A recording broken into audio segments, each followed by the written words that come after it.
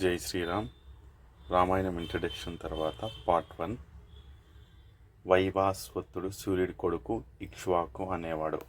వైవాస్వతుడి కొడుకు వైవాస్వతుడు 7వ మనువు అయి శాశ్వత కీర్తి సంపాదించాడు. ఆయన అనంతరం ఇక్ష్వాకు సంతతి వారు ఇక్ష్వాకులని సూర్యవంశం వారని పిలువబడి ప్రసిద్ధికెక్కారు. వీరిలో సగరుడు కూడా ఒకడు. ఈ సగరుడు శతచక్రవర్తుల్లో ఒకడు. గంగను స్వర్గం నుంచి భూమికి తెచ్చిన భగీరథుడు ఈ సగరుడికి మనుమడుడే.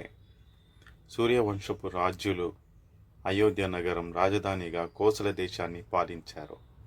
అయోధ్యను వైవాస్వత మనువు స్వయంగా నిర్మించాడు. అది 12 అమడలు పొడుగు, 3 అమడలు వెడల్పు గల చక్కని నగరం.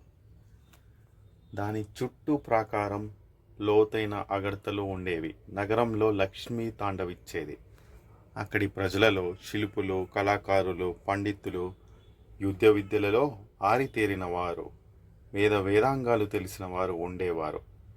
పట్టణంలో ఏనుగులు, మేలుజాతికి చెందిన గుర్రాలు, గోవులు, ఒంటెలు, గాడిదలు దండిగా ఉండేవి. ప్రజల జీవితం సుఖమయంగా ఉండేది. శత్రువులకి దుర్భేద్యమైన ఈ అయోధ్యను సూర్యవంశపు రాజు అయిన దశరథుడు పరిపాలిస్తూ ఉండేవాడు. దశరథుడు ఐశ్వర్యంలో ఇంద్ర కుబేరులను తీసిపోనివాడు. మహాపరాక్రమ సంపన్నుడు.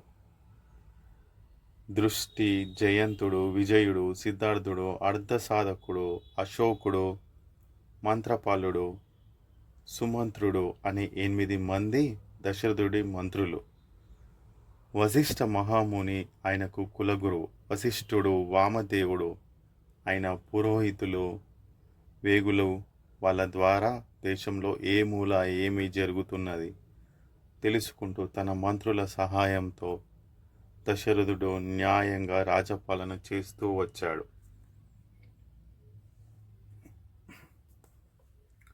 దశరథుడికి ఏ లోటు లేదు గాని సంతానం లేని లోటు ఉండి ఆయనను బాధించేది.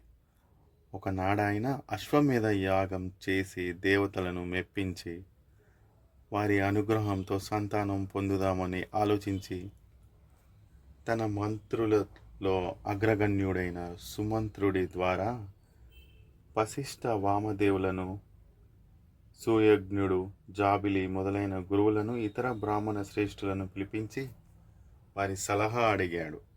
అశ్వమేధ యాగం చేసే ఆలోచనను వారు మెచ్చుకున్నారు. వారందరూ వెళ్ళినాక దశరథుడితో సుమంత్రుడు, మహారాజా, మీరు తలపెట్టిన అశ్వమేధ యాగాన్ని జరిపించడానికి ఋష్యశృంగుణ్ణి మించినవాడు లేడు. అతని వృత్తాంతం చెప్తాను వినండి అంటూ ఈ కథ చెప్పాడు. అంగదేశాన్ని పరిపాలించే రోమపాదుడు దశరథుడి మిత్రులలో ఒకరు. రోమపాదుడు అన్యాయంగా పరిపాలించడం చేత అంగదేశంలో భయంకరమైన కరువు సాగింది. రోమపాదుడు ఈ కరువు చూసి దిగులు చెంది బ్రాహ్మణులను పిలిపించి కరువు తొలగిపోయే ఉపాయం చెప్పమన్నాడు. మహారాజా పింబడక మునికి ఋష్యశృంగుడు అనే కుమారుడున్నాడు. అతను ఉండే చోట కరువు ఉండదు. ఎలాగైనా అతనిని అంగదేశానికి రప్పించి సకల మర్యాదలు జరిపి తమ కుమార్తె అయిన శాంతనిచ్చి పెళ్లి చేసి అంగదేశంలో ఉంచుకున్నట్లయితే కరువు కాటకాలు పోయి దేశం సుభిక్షంగా ఉంటుందని బ్రాహ్మణులు చెప్పారు. అప్పుడు రోమపాదుడు తన పురోహితుణ్ణి, మంత్రులను పిలిపించి, మీరు వెళ్ళి ఋష్యశృంగ మహాముని మునిని ఇక్కడికి తీసుకురండి అని ఆజ్ఞాపించాడు. ఈ మాట విని పురోహితుడు, మంత్రులు భయపడ్డారు. ఎందుకంటే ఋష్యశృంగుడు సులువుగా అరణ్యాలను, తపస్సును మాని ఎవరో పిలవగానే వచ్చే మనిషి కాడు. ఆగ్రహించి శపించినా శపించగలడు. అతనిని రప్పించాలంటే ఏదో ఒక మాయా ఉపాయం పన్నాలి. ఆ ఉపాయాన్ని రోమపాదుడికి పురోహితుడు ఈ విధంగా చెప్పాడు.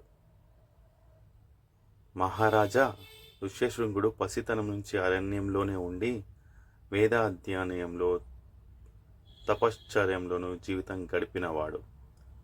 అతనికి ఆడవాళ్ళు ఎలా ఉంటారో కూడా తెలియదు.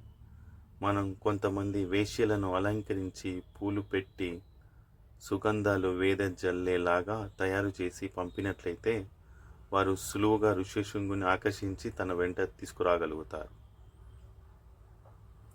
రోమపాదుడు అందుకు సమ్మతించి కొందరు వేశ్యలను చక్కగా అలంకరింపచేసి ఋష్యశృంగుడి ఆశ్రమానికి పంపాడు. వారు ఆశ్రమం వెలుపల ఉండి ఋష్యశృంగుడు ఎప్పుడు కనిపిస్తాడని వేచి ఉన్నాడు. ఆ ఋష్యశృంగుడు ఎప్పుడు తండ్రికి శుశ్రూషలు చేస్తూ ఎన్నడూ ఆశ్రమం దాటి వెళ్ళేవాడు కాడు. అలాంటిది ఒకనాడు అతను ఎందుకో ఆశ్రమం దాటి వచ్చాడు. వెంటనే వేశ్యలు పాటలు పాడుతూ అతన్ని సమీపించారు. వారి అందమైన ఆకారాలు, అలంకరణలు, పాటలు, శ్రవమైన గొంతులు విని ఋష్యశృంగుడు ఆశ్చర్యపోయి ఆకర్షింపబడ్డాడు. కానీ వారు స్త్రీలని కూడా అతనికి తెలియదు. వేశ్యలు అతన్ని సమీపించి, ఓ బ్రాహ్మణుడా, నీవెవరు? ఎందుకు ఈ అరణ్యంలో ఒంటరిగా తిరుగుతున్నావని అడిగారు.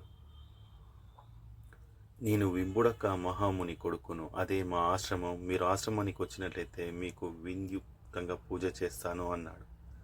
వారు అతని వెంట ఆశ్రమానికి వెళ్ళి అతనిచ్చిన కందమూలాలు, ఫలాలు తిన్నారు.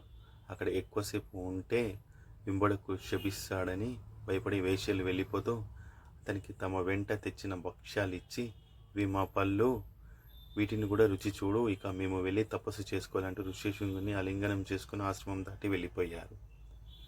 ఋష్యశృంగుడు వారు పెట్టిన భక్ష్యాలు తిని అవి పల్లె అనుకున్నాడు.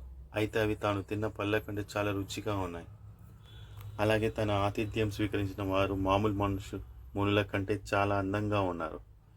అతను వారిని మరువలేక ఆ రోజుల్లో వికలమైన మనసుతో గడిపాడు. మరునాడు వారు కనిపించిన ఆశతో కిందటి రోజు వారు కనిపించిన చోటుకే వెళ్ళాడు. అతన్ని చూడగానే వైశ్యులు తమ పని నెరవేరిందనుకున్నారు. వారు అతనితో, అయ్యా, నీవు కూడా మా ఆశ్రమానికి రా, అక్కడ నీకు చక్కగా మర్యాద చేస్తాము అన్నారు. ఋష్యశృంగుడు అందుకు పరమానందంతో సమ్మతించి ఆశ్రమం విడిచి వారి వెంట బయలుదేరాడు. ఋష్యశృంగుడి వెంటనే అంగదేశానికి వర్షం కూడా వచ్చింది. రోమపాదుడు ఋష్యశృంగుడికి ఎదురు వచ్చి సాష్టాంగపడి మొక్కి తాను అతనిని ఈ విధంగా రప్పించినందుకు క్షమాపణ చెప్పుకొని తన కూతురైన శాంతనిచ్చి శాస్త్రోక్తంగా పెళ్లి చేశాడు. ఋష్యశృంగుడు శాంతతో కూడా సమస్త సుఖాలు అనుభవిస్తూ అంగదేశంలోనే ఉండిపోయాడు. సుమంత్రుడు చెప్పిన ఈ కథ విని దశరథుడు ఎంతో సంతోషించి వశిష్ఠ మహాముని అనుమతి పొంది తన భార్యలను, మంత్రులను వెంట పెట్టుకుని అంగదేశం వెళ్ళాడు. రోమపాదుడు దశరథుడికి గొప్పగా ఆతిథ్యం ఇచ్చి తన ఇంట వారం రోజులు ఉంచుకొని ఆయన వచ్చిన పని తెలుసుకొని తన అల్లుడైన ఋష్యశృంగుని తన కుమార్తె అయిన శాంతను దశరథుడి వెంట పంపడానికి ఒప్పుకున్నాడు. వెంటనే దశరథుడి దూతలు అయోధ్య నగరాన్ని అలంకరించే ఏర్పాటు చేయడానికి ముందుగా బయలుదేరి వచ్చేశారు.